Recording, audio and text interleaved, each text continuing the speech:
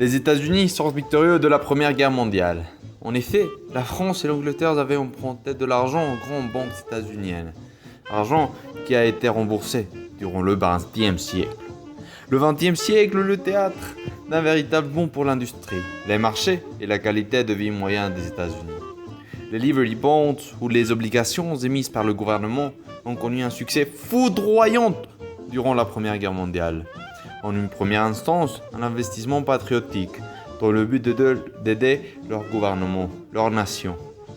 Mais au fur et à mesure que la valeur des obligations a commencé à augmenter, l'intérêt de les acheter est devenu purement économique. C'est-à-dire que les individus voulaient spéculer sur la valeur des obligations. À ce titre, les banques sont en partie coupables de l'instauration de la culture d'investissement et du crédit états-unien. Ceci parce qu'ils ont commencé à vendre des instruments financiers aux petits investisseurs.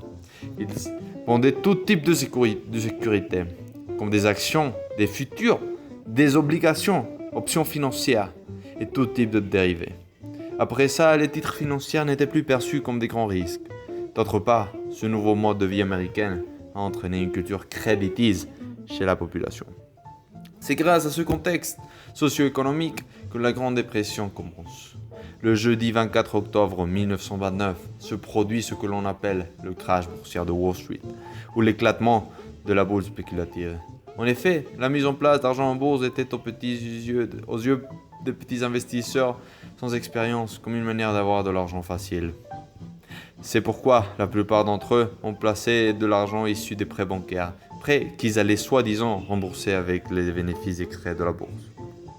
Mais lorsque les prix d'actifs ont commencé à chuter, le panique s'est généralisé et a poussé tous les investisseurs à vendre perte. Dès lors, une grande partie de la population se retrouve sans ressources, endettée, dans une situation précaire.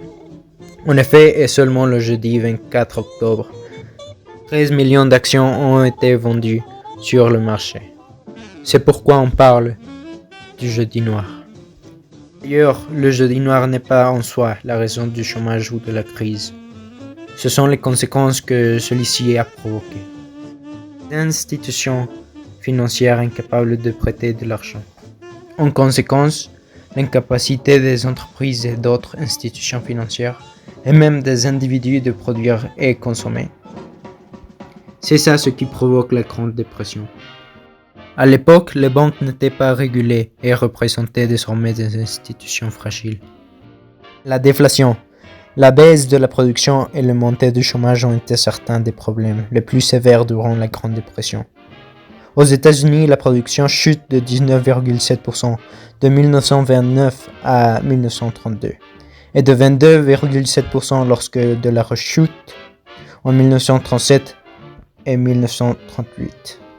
C'est une crise qui propagera dans le monde entier et aura des conséquences jusqu'à la Seconde Guerre mondiale. Enfin, la politique menée par le gouvernement de l'époque, dirigé par Albert Hoover, a aggravé la crise.